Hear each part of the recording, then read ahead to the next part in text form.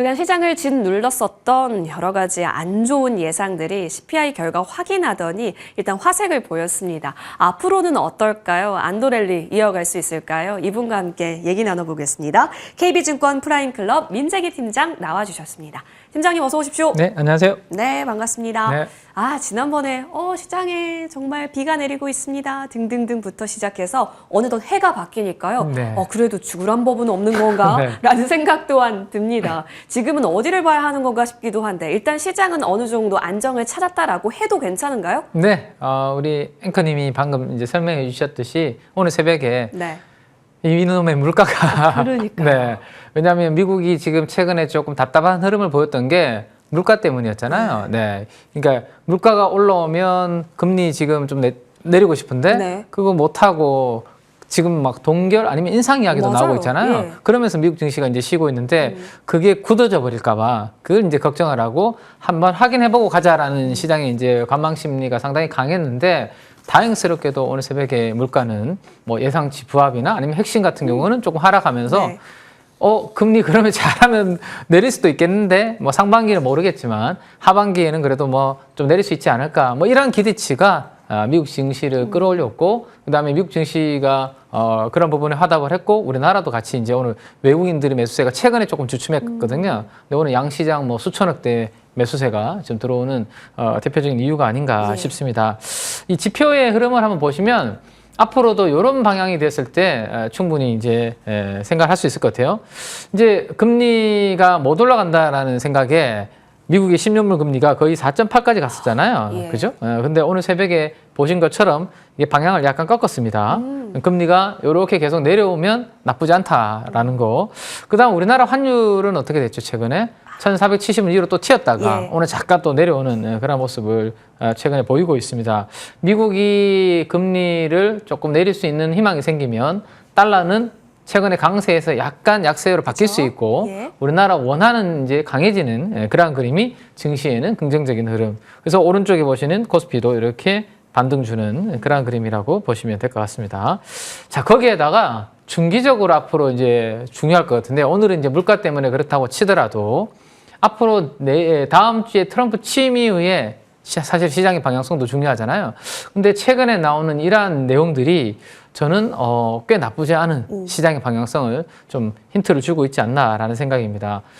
지금 좀 전에 금리가 올라갔던 거, 달러가 강세를 보이는 여러 가지 이유들이 트럼프가 특히나 중국을 대상으로 수십 %의 관세를 막 매기겠다 뭐 그런 이야기들을 하면서 시장이 조금 움츠러들어 있는 그런 상황인데 최근에 나오는 보도들은 야 이렇게 되면 다 죽는다. 특히 트럼프가 잘못되면 안 되니까요. 왜냐하면 물가를 잡지 못하면 본인도 2년 뒤에 중간 선거에서 그쵸. 위험하기 때문에 그러면 이거를 시장에서 뭔가 위협을 안 줄 정도로 속도를 조절하면서 조금 점진적으로 하는 게 어떻겠니라는 게 이제 경제팀에서 그 이야기가 나왔고 만약에 취임 이후에 그렇게 간다라면 지금 엄청 관세 때리고 할 줄 알고 금리라든지 달러 강하게 움직였는데 이렇게 가버리면 조금 전에 그림처럼 이렇게 다시 내려오는 그러한 그림이 되면 이거는 우리나라와 같은 뭐 신흥국들 입장에서는 나쁘지 않은 그러한 환경이 될 수 있기 때문에 다음 주 이제 곧 다 됐죠 이제 취임이. 네, 그래서 트럼프가 진짜 중국을 막 60%씩 몇십 % 때리는지 관세를 매기는지 아니면 생각보다 완만하게 가는지 그 부분을 잘 보실 필요가 있고 만약에 후자로 간다라면 제가 봤을 때는 1분기가 아주라는 표현은 조심스럽긴 하지만 어쨌든 상당히 좋은 작년에 비해서 좋은 우리 주식 한 코스피 시장이라든지 주식시장이 될 수 있다 이렇게 말씀을 좀 드릴 수 있을 것 같아요. 일단 1월 20일 지나고 봐야 알겠지만 어쨌든 긍정적으로 살펴볼 수 있는 부분은 분명히 있네요.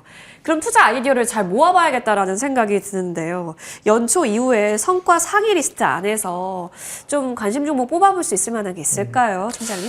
네, 주도 테마, 주도 섹터를 찾으려면 사실은 어느 정도 주가가 오르고 나면 그게 이제 주도주로 보이거든요. 맞아요. 사실 바닥에 있을 때 안 움직이는데 이게 주도주야라고 하기는 그건 좀 애매하죠. 추세를 또 노려야 될 테니까요. 그렇죠. 추세가 딱 서 있고 시장 대비해서 뭔가 수익률이 월등히 강한 종목을 섹터를 우리가 주도 섹터라고 하거든요. 그러면 이제 1월 달에 시작된 지 약 보름 정도가 됐기 때문에 시가총액 너무 싸도 안 될 것 같아요. 그래서 제가 기준으로 뽑아온 종목들은 시가총액 5천억 이상 중에서 성과가 좋은 종목들을 20종목을 추려왔는데 근데 아쉽게도 지금 종목명이 중간중간에 이렇게 조금 편집하시면서 빼놓으셨네요.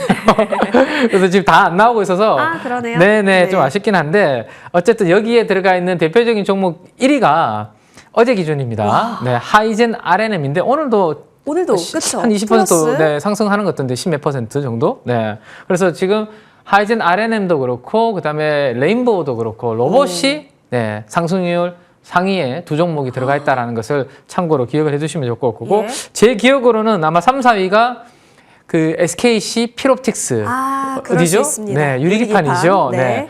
그러면 연초에는 로봇과 유리기판이 꽤 강하게 움직이는 테마다라는 것을 알 수 있을 것 같고 마지막으로 이제 또 많이 잡혔던 것 중에 하나가 바로 이제 조선이나 조선 기자재 같은 네. 그러한 업종입니다. 지금 하나 오시면 하나 엔진 성강밴드만 이렇게 지금 화면에서는 나오고 있는데 상승률 상위 종목에 그러한 조선 기자재가 꽤 들어가 있다라는 거고 그러면 이제 좀 우리가 이미 그들은 좀 대충 어느 정도 왜 오르는지 그다음 오르고 있는 것도 대충 알고 있잖아요, 그죠? 근데 이 상승률은 상위에 있는데 약간 이건 왜 올라? 이건 뭐 좀 약간 의문이 드는 종목이 하나 있는데 그 종목을 제가 지금 노란색으로 표시해놓고 종목명을 원래는 넣어드렸었는데요. 없네요. 네, 없죠. 우리가 알아봐줘야겠네요. 네, 이녹스 첨단 소재입니다. 네, 이녹스 첨단. OLED. 네, 맞아요. 예. 의외로 OLED가 지금 뭐 업황도 별로 안 좋고 그죠. 관심도 별로 없는데 맞아요. 상승률이 지금 연초 이후에 30% 이상 움직이고 있고 오늘도 벌써 한 6%인가요? 뭐 이녹스 첨단 소재가 상승을 하고 있는 것 같더라고요. 그래서 그러면 이미 알고 있는 것들 말고 앞으로 좀 뭐 더 강해질 예. 것 중에 한번 요 종목을 한번 공부를 해보는 거 괜찮을 것 같아서 가져가 봤는데 최근 5년 동안에 하는 트렌드를 한번 이녹스 첨단 소재를 보시면 주가추이. 네, 이 종목의 특징은요. 주로 홀수의 상반기에 좀 강하게 움직이는 특징이 있습니다. 네, 2021년, 2023년이잖아요. 예. 그 상반기라면 여기라고 할 수 있겠죠. 네, 그리고 또 홀수해입니다. 그러네, 그죠? 2025년. 네, 25년. 그래서 그러면 이것도 좀 한 올라가는 뭔가 성격이 사이클이 이렇게 반복이 될 수 있는가라는 부분들을 생각해 볼 수 있을 것 같고 그 이유에 대해서는 설명을 좀 드려보도록 하겠습니다. 일단은 수급이 꽤 강하게 들어오고 있습니다. 네. 뭐 사모펀드, 연기금, 투신 최근에 거의 기관 투자가들이 동시에 들어오면서 기관 수급 보이시죠? 네, 예. 중립 이상으로 지금 포지션이 올라오는 그런 그림이고 개인 투자분들과 외국인들은 아직까지 그렇게 입질이 들어오지 네. 않고 있는 환경입니다. 자, 근데 특이한 게 주가도 좋고 수급도 들어오는데 기관 투자자들 최근에 리포트 나온 내용들 보면 작년 12월 달 이후로 리포트가 업데이트가 안 나오고 있습니다. 별로 애널리스트 분들도 뭐 선순위가 아닌 거죠. 이 종목은 예. 지금 업황이. 근데도 특이한 거죠. 지금 애널리스트 분들이 사고 있다라는 네. 게. 자, 실적 그러면 한번 보시죠. 네, 곧 발표될 4분기 실적이고요. 내년도 1분기 실적 뭐 이렇게 보시면 되는데 작년 상큐보다 다 밑에 있습니다. 그러니까 실적에 대한 기대치도 아직은 별로 없다라는 거죠. 지금 평평하거나 오히려 전분기 대비해서 실적은 낮게 지금 예상을 하고 있거든요. 그럼 도대체 왜 사는 걸까라는 건데 이 회사가 하고 있는 그러면 사업부를 우리가 좀 볼 필요가 있을 것 같은데 그러니까 우리 앵커님께서 말씀해 주신 대로 OLED라는 부분이 가장 위에 네. 있죠. 그죠? OLED 소재. 소재. 이건 뭐 OLED TV라든지 스마트폰이라든지 이런 OLED 소재 쪽으로 들어가는 예. 분야가 있다라는 것을 알 수 있을 것 같고 그 아래쪽에 있는 부분들은 사실 우리가 최근에 뭐 전기차 뭐 화재 이슈도 있었고 그와 관련된 방열이라든지 이런 부분들 그다음에 이제 스마트폰이나 우리 이렇게 펜을 쓰려면 디지타이저라는 부분들이 있어야 되거든요. 네, 그런 부분들도 약간 시트하는 부분들이 있다 정도 참고하시고 메인은 가장 위에 있는 이쪽이 가장 메인이다라고 보시면 될 것 같아요. 자, 그러면 메인 중에서도 시장에서 이제 OCA라든지 이런 부분들에 대한 필름에 대한 관심도가 좀 높아지고 있는데 디스플레이 패널을 좀 보호를 하고 빛투과율을 높여주는 핵심 부품을 우리가 OCA 필름이라고 하는데 그럼 이게 왜 최근에 관심을 좀 받고 있는지를 보면 연간으로 아까 분기별로는 실적이 안 좋았잖아요. 예. 근데 2026년도 연간 컨센서스가 지금 올라가고 있거든요. 그러면 원래부터 뭔가 이 OLED 쪽에 돌아설 수 있는 모멘텀이 생겼다라는 건데 그 내용이 바로 이 부분입니다. 애플의 아이폰 17 시리즈에는 LTPO라는 이러한 디스플레이가 적용이 이제 확대가 된다라는 건데, 이 LTPO라는 것이 앞에 L이 이제 low temperature, 그러니까 저온이라는 거거든요. 그래서 좀 배터리는 덜 쓰면서도 화면은 더 선명하게 뭐 보이도록 해주는 이런 기술이라고 보시면 되는데, 최근에 저전력이 많이 이슈가 되고 있지 않습니까? 그 부분에 상당히 좀 강점을 가지고 있는 디스플레이인데, 여기에 맞춰서 OCA의 수요가 좀 올라오고 있다라고 이해를 하시면 될 것 같아요. 그러면 이거 준비하는 과정에서 뭔가 숫자가 이제 올해 내년도에 좋아질 수 있는 그런 기대치가 좋아질 수 있다라는 거고, 그러면 그걸로는 좀 아쉽죠. OLED는 우리가 엄청나게 뭐 성장을 바라보고 있는 건 아니니까, 그 다음으로 이 회사의 성장 동력으로 준비하는 것은 사실은 2차 전지 소재거든요. 수산화 리튬. 네, 수산화 리튬 뭐 이런 2차 전지 소재 쪽을 사실은 이 회사가 우리 투자해서 하겠다라고 발표를 했는데, 아시다시피 지금, 요즘 업황도 안 좋고 리튬 가격도 안 좋다 보니까 최근에 발표하기를 수산화 리튬 공장 가동을 조금 연기하겠다라는 이야기를 좀 하고 있습니다. 회사에서는. 자, 그래서 지금 보시면 PER 밴드죠. PER 밴드도 밴드 하단부까지 지금 떨어져 있는 상태에서 최근에 고개를 좀 들고 있는데, 만약에 OLED 쪽이 이제 서서히 좋아지고 애플 때문에, 근데 성장성이 2차 전지에서 나와야 되는데요. 혹시나 다음 주에 트럼프가 취임하고 난 다음에 생각했던 것보다 2차 전지나 전기차에 대해서 아주 강한 강도로 규제를 안 할 경우에 더 이상 나빠질 거는 없다라는 생각을 하게 되면 2차 전지 분야에 대한 부분도 다시 지연됐지만 거기에 대한 기대치도 다시 올라올 수 있거든요. 그래서 그런 부분들도 같이 한번 2차 전지 분위기를 살펴볼 필요가 있다. 그래서 지금 PBR 밴드도 지금 바닥까지 이렇게 떨어진 상경이니까 최근에 주가가 좀 단기적으로 좀 올랐는데요.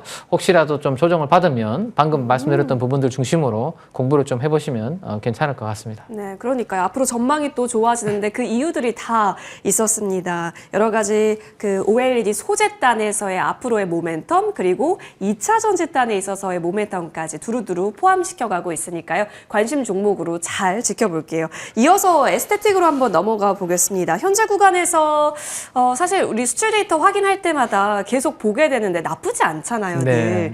지금 뭔가 기회를 주고 있는 쪽이 있을까요?